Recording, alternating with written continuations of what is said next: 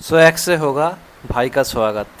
Hello friends, welcome to the new episode of my channel. আমি Prince. তো এখন কথা বলবো সলমান খানকে নিয়ে, ভারতের one of the biggest megastar. আজকে খারাপ সময় যাচ্ছে বলে তার স্টারডাম নিয়ে প্রশ্ন তোলার মতো আমি অন্তত নিজেকে যোগ্য বলে মনে করি না। সত্যি কথা বলতে গেলে আমাদের স্কুল লাইফ থেকে শুরু করে কলেজ লাইফের দীর্ঘ যে একটা টাইম ছিল, সলমান খান ওই টাইমটা কাঁপিয়ে রেখে দিয়েছিল। এবং আমাদের বহু সময় 8-9 বছর সলমান খানের সিনেমা হলে দেখার কি এক্সপিরিয়েন্স, সেটা আই থিঙ্ক ভাবা যায় না সত্যি কথা বলতে গেলে। শাহরুখ খান হিউজ একটা কামব্যাক করেছে, বা অক্ষয় কুমার বিভিন্ন সময় ভালো বক্স অফিস দিয়েছে, অনেকেই দিয়েছে, কিন্তু সলমান খানের যে এরাটা ছিল আনবিলিভেবল একটা এরা।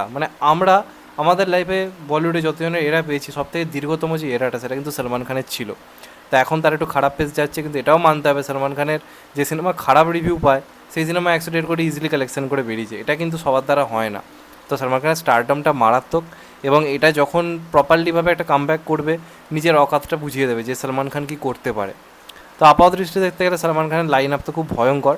এবং তোমাদেরকে আমি কালকে আপডেট দিয়েছিলাম সিকান্দার থেকে। সিকান্দারের প্রথম দিনে শ্যুটিং কালকে শুরু হয়েছে, এবং সেখানে একটা বিরাট বড় মাপের একটা অ্যাকশন দৃশ্য শ্যুট করা হয়েছে, এটার পেছনে প্রচুর টাকা ঢালা হয়েছে। তো এবার আজকে সকালবেলা জাস্ট একটু আগে সলমান খানের তরফ থেকে একটা ছবি পোস্ট করা হয়েছে, এবং সেখানে সলমান খানের হালকা আমরা একটা লুক সিকান্দারের দেখতে পাচ্ছি, যেটা শ্যুটিং সিন থেকে তোলা হয়েছে। তো প্রথম কথা, সলমান খানকে কি লাগছে? এক কথায় বলতে গেলে কি লাগছে, লোকটার বয়স প্রায় হতে চললো, আমরা যদি হিসেব করে দেখি তাহলে পরের বছর লোকটা 60-এ পা দেবে। এই বছর অলরেডি তার বয়স 59 হয়ে গেছে, কিন্তু কি লাগছে সলমান খানকে? এবং সবচেয়ে বড় কথা, সলমান খান নিজের ওয়েট গেন করেছে, নিজের চেহারা কমিয়েছে। তোমরা ভালো করে দেখলে বুঝতে পারবে সলমান খানকে অনেক রোগা লাগছে। তোমরা টাইগার 3-র সময় বা কিসিকে ভাই কিসিকে জানার সময় সলমান খানের প্রমোশনাল যে ভিডিওগুলো যদি লক্ষ্য করে দেখো, সলমান খানকে অনেক মোটা লাগছিল।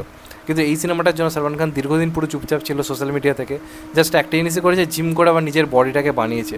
তো সলমান খানকে দারুণ লাগছে। এবং একটা ব্যাপার কি, সলমান খান কিন্তু রাজকীয় প্রত্যাবর্তন করার দিকে এগোচ্ছে। তার কারণ হচ্ছে যে পরিচালকের সঙ্গে কাজ করছে প্রত্যেকটা কিন্তু সাউথের পরিচালক, এবং এটাই দরকার ছিল, কারণ বলিউডের পরিচালকরা সলমান খানকে ইউজ করতে পারছে না। ইতিমধ্যে সাউথের যারা ডাইরেক্টর তারা কিন্তু বলিউডে কাজ করতে চাইছে, এবং হিরোদেরকে দারুণভাবে কাজে লাগাচ্ছে। যেমন সন্দীপ রেড্ডি ভাঙ্গা রণবীর কাপুরকে লাগালো, আর্লি এসআরকে দুর্দান্তভাবে কাজে লাগালো। তো এখন কিন্তু সলমান খান একটা সঠিক সিদ্ধান্ত নিয়েছে যে সাউথের ডাইরেক্টরদের সঙ্গে কামব্যাক করা। তো সিকান্দারের ডাইরেক্টর হচ্ছে এআর মার্গাদোস, যে একজন আমার মতো one of the genius director. এবং তারপর যে কাজটা আসতে চলে সেটা হচ্ছে দাবুল সিনেমা ডাইরেক্ট করবে হচ্ছে বিষ্ণুবর্ধন, সেও কিন্তু সাউথের একজন দুর্দান্ত ডিরেক্টর। এবং অ্যাডলির সঙ্গে সলমান খানের কথা চলছে, যেটা একটা বিরাট বড় প্রজেক্ট। যেরকমভাবে অ্যাডলি আশা করি শাহরুখ খান বা আমাদের তেলাপতি বিজয়কে যেভাবে প্রেজেন্ট করে, সলমান খানকেও আশা করবো সেইভাবে প্রেজেন্ট করবে। এবং এটা আই থিঙ্ক সলমান খানের সব থেকে বিগেস্ট কামব্যাক হতে পারে। বাকিগুলো তো চলবেই, ধারণা রয়েছে, কিন্তু অ্যাডলির সঙ্গে যদি সলমান আসে, এর থেকে বড় কিছু হতে পারে না। বিরাট বড় একটা কামব্যাক হবে, এবং রীতিমতো কী বলবো, সিনেমালে আগুন লেগে যাবে যদি সত্যিকার এটা হয়ে থাকে।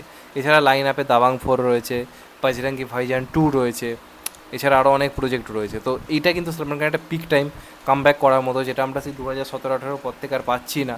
সলমান খান মানেই যে বক্স অফিসে ধুন্ধুমার কাণ্ড, ইভেন টাইগার 3 পর্যন্ত করতে পারেনি সেরকম কিছু। তো সেখান থেকে এটা একটা কিন্তু বড় সুযোগ। এবং আজকে এই যে লুকটা সামনে এসছে, সলমানকে ভালো লাগছে, চাপ দাঁড়িয়ে রেখেছে, আর হেয়ার স্টাইলটাও সুন্দর লাগছে, আর দেখতে ভালো লাগছে সলমান খানকে সর্বোপরি। তো দেখা যাক, নদিয়াদওয়ালা গ্র্যান্ডসন ফিল্মসের সঙ্গে সলমান খানের আগে কোলাবোরেশনে অনেক হিট কাজ এসছে। তো দেখা যাক এটা একটা প্রপারলি সলমান খানের কামব্যাক হতে পারে কিনা। এবং ঈদের সময় সলমান খান আসছে, এর থেকে আনন্দের কিছু হতে পারে না। ঈদ 2025-এ সলমান খানের একটা মারধার অ্যাকশন মার্কেটারি মুভি নিয়ে আসছে, এর থেকে ভালো কিছু হতে পারে না। তো দেখা যাক শেষ পর্যন্ত কী হয়। আজকে ফার্স্ট লুকটা দারুণ লাগছে, সলমান খানকে হেভি লাগছে। দেখা যাক শেষ পর্যন্ত কী হয়। আমরা আবার সিনেমা হলে গিয়ে কত সিটি মারি সলমান খানের জন্য, সেটাই দেখার। তোমাদের এটা নিয়ে কি মতামত অবশ্যই কমেন্ট করে জানিও। চ্যানেলটা নতুন হলে চ্যানেলটা সাবস্ক্রাইব করে দিও, and get the bell icon. ভালো থেকো সবাই, টেক কেয়ার, নমস্কার, আবার দেখা হবে। সবাই ভালো থেকো, সুস্থ থেকো, নমস্কার, টেক কেয়ার, আবার দেখা হবে।